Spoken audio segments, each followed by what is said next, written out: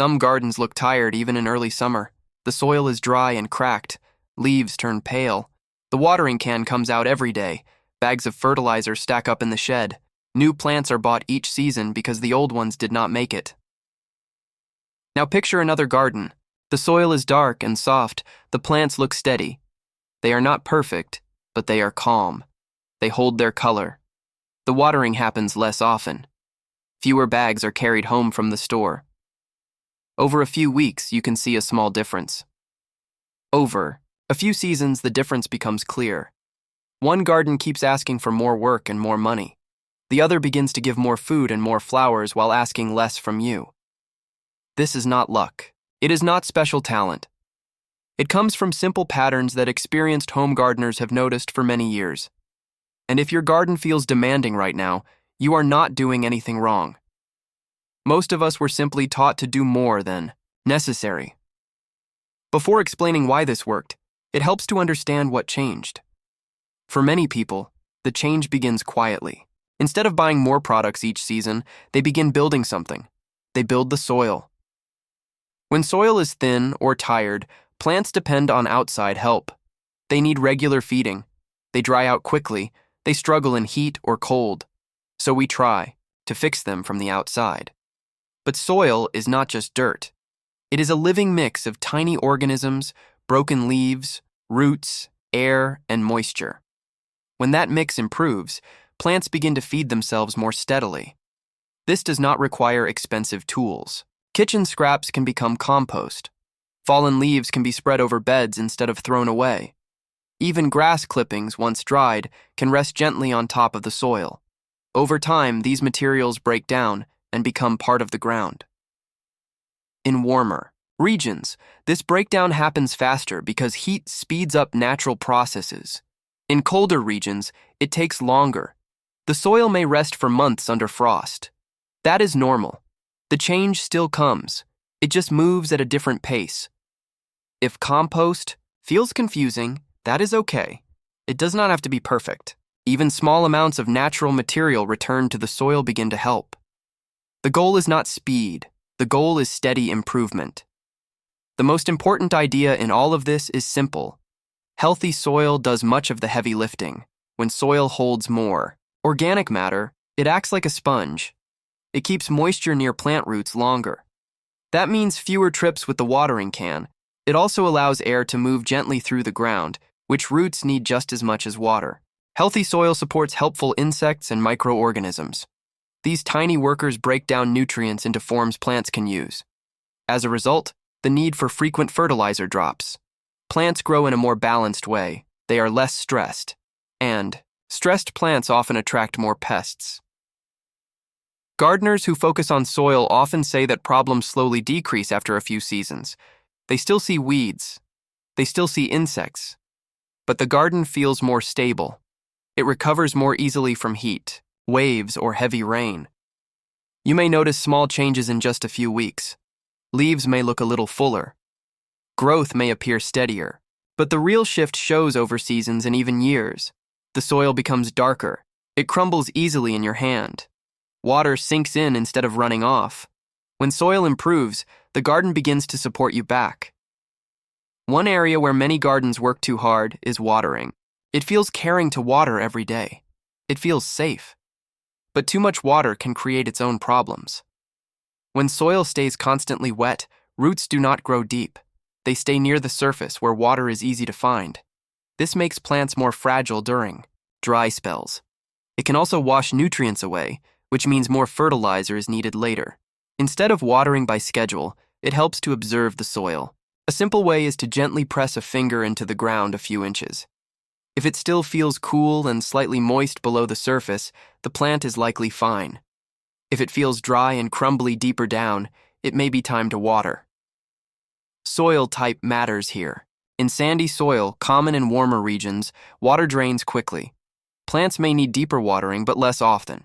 In clay soil, often found in cooler areas, water stays longer. Watering too often there can lead to soggy roots. If you have been watering often, that is okay. Many of us learned that way. The shift is not about neglect. It is about trusting the soil a little more and the calendar a little less. Another quiet change comes from choosing plants that want to live where you are. It is tempting to fall in love with a plant at the garden center. The leaves shine. The flowers glow. But if that plant prefers a climate very different from yours, it may struggle from the start. In colder regions, tropical plants often need extra protection. They may not survive winter without heavy effort. In very warm regions, plants that love cool air may fade quickly once summer heat arrives.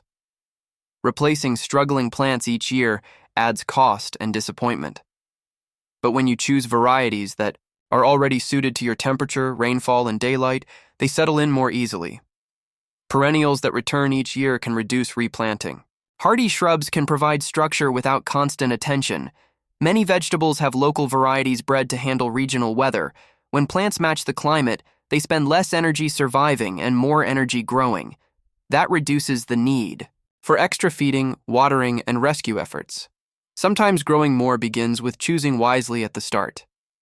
There is another helper that often goes unnoticed. It sits quietly on top of the soil. That helper is mulch. Bare soil dries quickly under sun and wind. It also invites weeds to sprout. After 2 weeks of strong sun, bare ground can become hard and cracked. But soil covered with mulch stays cooler and softer. Mulch slows evaporation. That means water remains near roots longer. It also blocks sunlight from reaching weed seeds. Fewer weeds mean less bending and pulling. Mulch can be simple and low cost. Shredded autumn leaves work well. Dry grass clippings can be spread in a thin layer. Straw is another option in many regions. The key is gentle coverage. A few inches are often enough. It helps to keep mulch slightly away from the base of plant stems. Piling it directly against stems can hold too much moisture and may cause rot over time. In hot climates, mulch protects roots from heat stress. In colder climates, it helps insulate soil during freezing nights. In both cases, it reduces strain on the plant and on you. Sometimes a small layer on the surface makes a large difference underneath. As gardens grow, emotions can grow too. It is easy to look at a neighbor's yard or a photo online and feel behind. Maybe your plants seem smaller. Maybe blooms are fewer this season. But gardens move in rhythms. Some years favor leaves. Some years favor flowers. In colder regions, the growing season may feel short. Spring arrives late. Frost comes early. In warmer regions, intense summer heat can slow growth for weeks. If this feels slow, that is okay. Gardens work in seasons, not days. When we panic, we often buy quick solutions. Extra fertilizer, extra plants, extra treatments.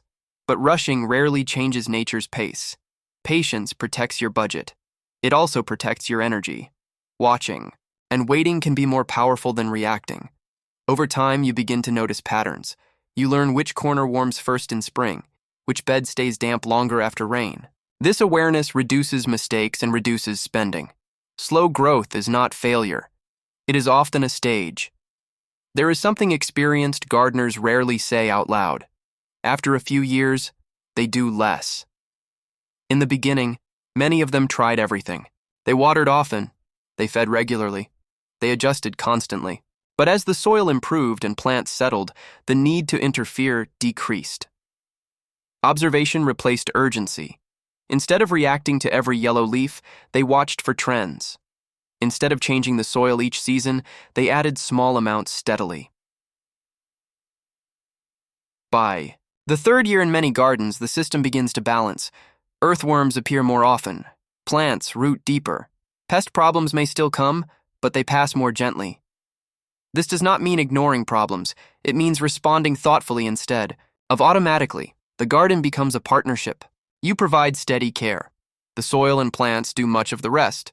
Doing less does not mean caring less. It means caring wisely. Every region has its own lessons. Those in cooler climates learn patience and protection. Those in warmer areas learn shade and water balance. There is wisdom in each place. If you feel comfortable sharing, it can be helpful to hear from others. You might think about one simple habit that has helped you spend less or work less in your garden. It could be something small, like saving leaves for mulch or watering more deeply but less often. Hearing ideas from other gardeners, especially those in different climates, reminds us that there is more than one good way to grow. There is no pressure to change everything at once. Even one small shift can make the season smoother. As we come back to the main idea, notice how these pieces connect. Healthy soil supports roots. Strong roots reduce watering needs. Climate-friendly plants reduce replacement costs. Mulch protects moisture and limits weeds. Patience prevents rushed spending. None of these changes demand heavy effort. They ask for attention, not force. They ask for steady care, not constant correction. Gardening does not have to be a cycle of buying and fixing. It can be a quiet practice of building and observing. When you work with the soil instead of fighting it, the garden begins to steady itself. Over weeks, you may see small signs. Over seasons, you may feel the difference in your routine. Fewer bags to carry. Fewer emergency trips to the store. Fewer long hours under the sun. More steady growth. More reliable blooms. More satisfaction in simple progress. The goal is not perfection. It is balance. When you work with nature instead of against it, you can do less and still grow more. Do less, get more.